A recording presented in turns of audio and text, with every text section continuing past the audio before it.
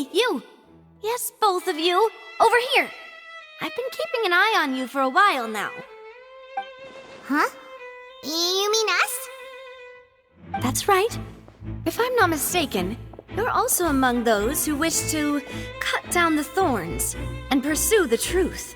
No? And by the looks of it, you're not from Fontaine. Well, you're right on the more about that one, but who are you?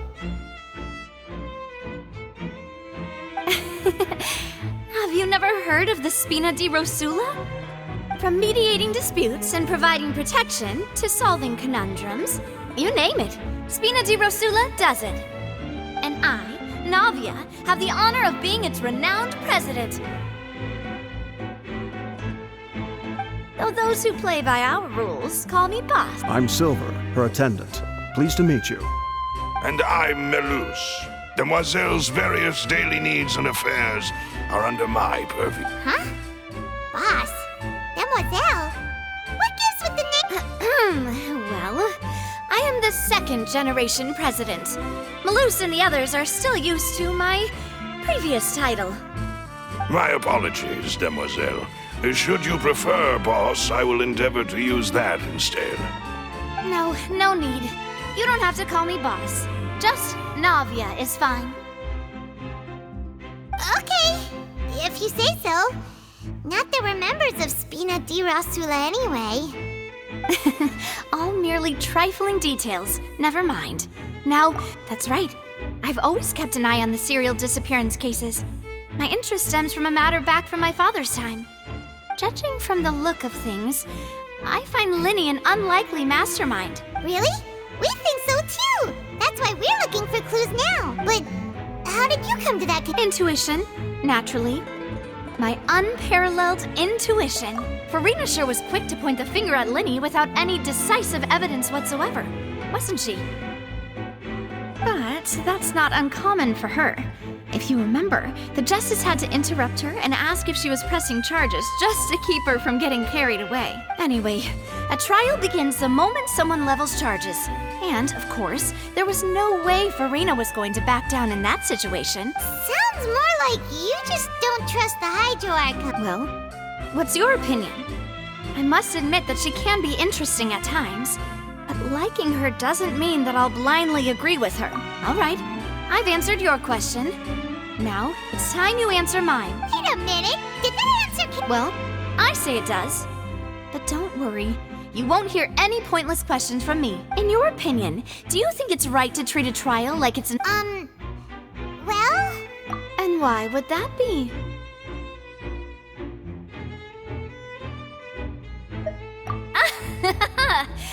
See, Silver and Melus? I told you they'd be different. Most astute of you, Demoiselle. I, too, think that the Traveler's response was most excellent.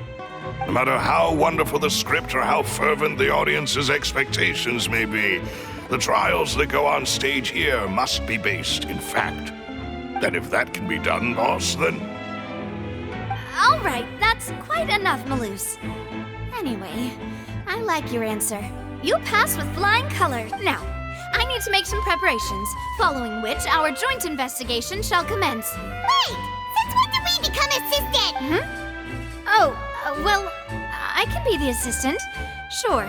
Or your companion, if you like. I'm really not that fussy. That's more like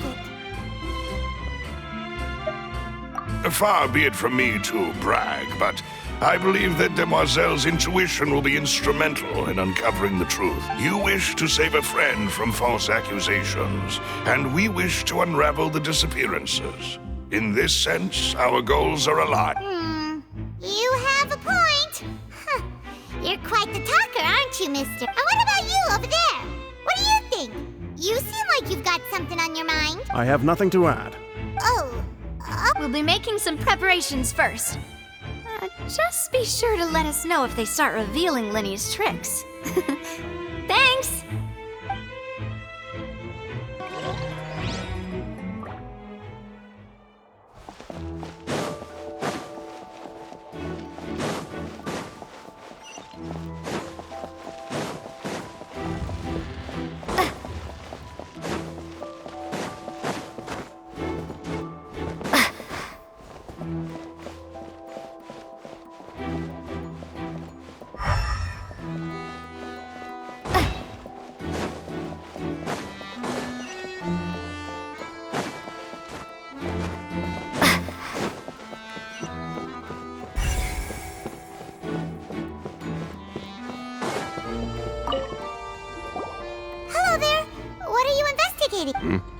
Oh, this location has also been cordoned off because the Magic Troop members are currently considered prime suspects.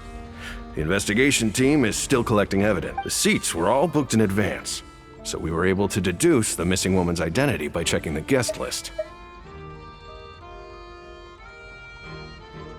Sure, it's not like this is confidential information. We will publish it later anyway when we petition the public to help us find the missing person. Her name is Halsey. She's a painter from Fontaine who's made a bit of a name for herself. Apparently, she wasn't a regular at the Opera House, but she'd been feeling some pressure with her work lately, which made her decide to come see the magic show. The Magic Troop members all claim not to know her. We have looked into her social connections.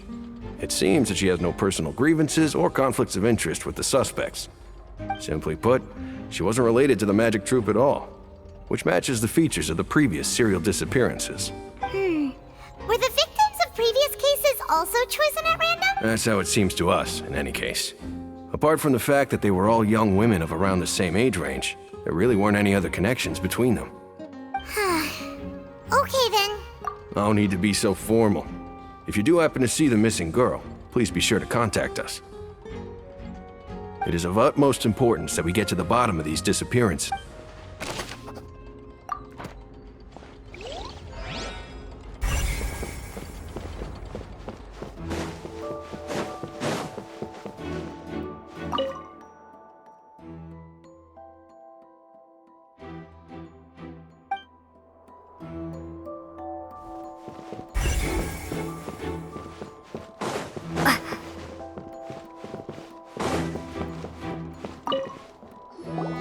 So this is the rope that broke and caused the water tank to fall. The rope looks pretty durable. How can it be burned through so quickly by fireworks?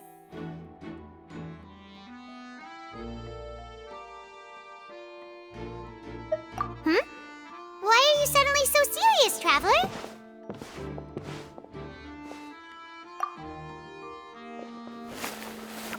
Whoa. Look! This bit is made from different material. Most of it was burned away, but there's still a little bit of it left. Huh. So if a rope meant to hold something was made with that kind of material in it, then wait! Why don't you write all this down?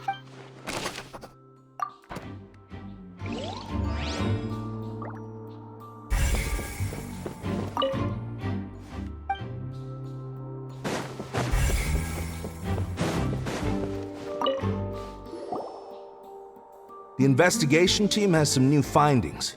Turns out there's an issue with the random number selector after all. See, I told you. What if the machine picked some big guy's seat? You think the murderer would have still made his move then? Sorry to interrupt, but we're helping Linny and Lynette with their side of the investigation. What were you saying about the number selector? There's something wrong with it? You're trying to help them? That'll be a tall order. Linny used the machine to pick a random member of the audience during his performance, right? The lucky girl that later disappeared. Well, we thought there might be a serious problem with the machine, so we had it taken away for further inspection. It turns out that the seat number it picked wasn't random at all. The machine picks that same number every time. I'm sure you already know that you have to make a reservation in advance to get a seat, regardless of whether it's a trial or some performance. In other words, Linny knew who would be sitting where from the very beginning. That much checks out. Linny reserved our seats for us too. Bet you see why I was saying it'd be tough to make a case for Linny.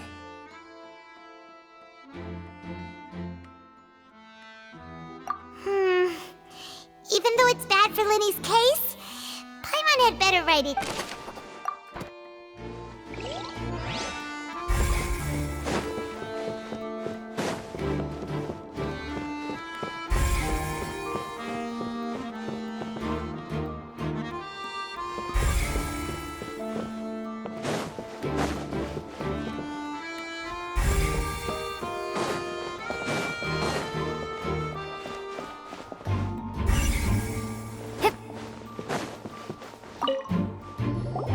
I see that you're investigating the area. Well, it just so happens that I'm interested too. If you find any new and interesting leads, Be sure to share them with... We don't have too many thoughts yet. Then why don't I tell you my hypothesis first? The way I see it. And I'll start it with that loud thud. The thud? Oh, you mean the sound that happened during the countdown? Yes, exactly. It wasn't terribly loud, but I suspect that most people heard it. It's just that everyone was awaiting the results of Linny's trick with bated breath, so no one paid it much mind. But now that the incident has happened, the thud has become an important clue. That makes sense. So, what do you make of it? I'm of the opinion that it may have been the sound of Linny's accomplice. Lynette, perhaps. Jumping atop the water tank or something like that. And when the pyrotechnics went off, she cut the rope, sending the water tank crashing. Wait, wasn't the noise we heard too loud for... Perhaps the balance wasn't right, leading to a particularly rough landing. Oh, that's true. I suppose I must reconsider. That does remind Paimon, though. What was with that sound?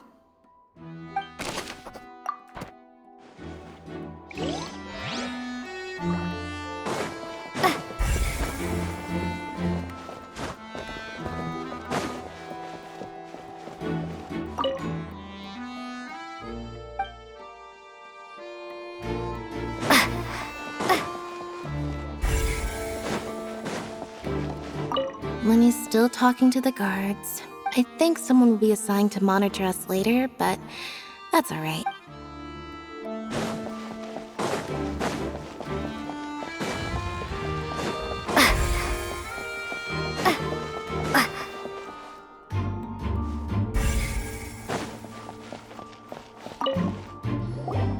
Sorry, but no one can freely enter or exit the Opera House at the moment. If you wish to leave, you must register your identity with us first.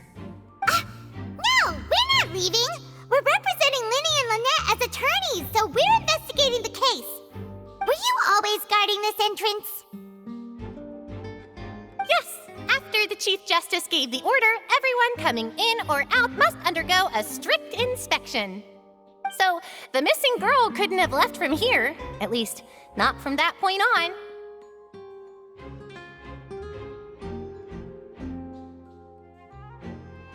I doubt there was much opportunity then, either. How can you be so sure? Well, because I was in charge of security near the entrance at that time. I couldn't see Linny's performance from here, which was quite a shame. Just my luck. But still, I did not abandon my post, and I stayed put no matter how loud the applause was. If someone had so much as even approached the door. We Melazines are good at that sort of thing, you know. So, it's safe to say the girl couldn't have left through here. Alright, thank you for your help. This'll be useful info.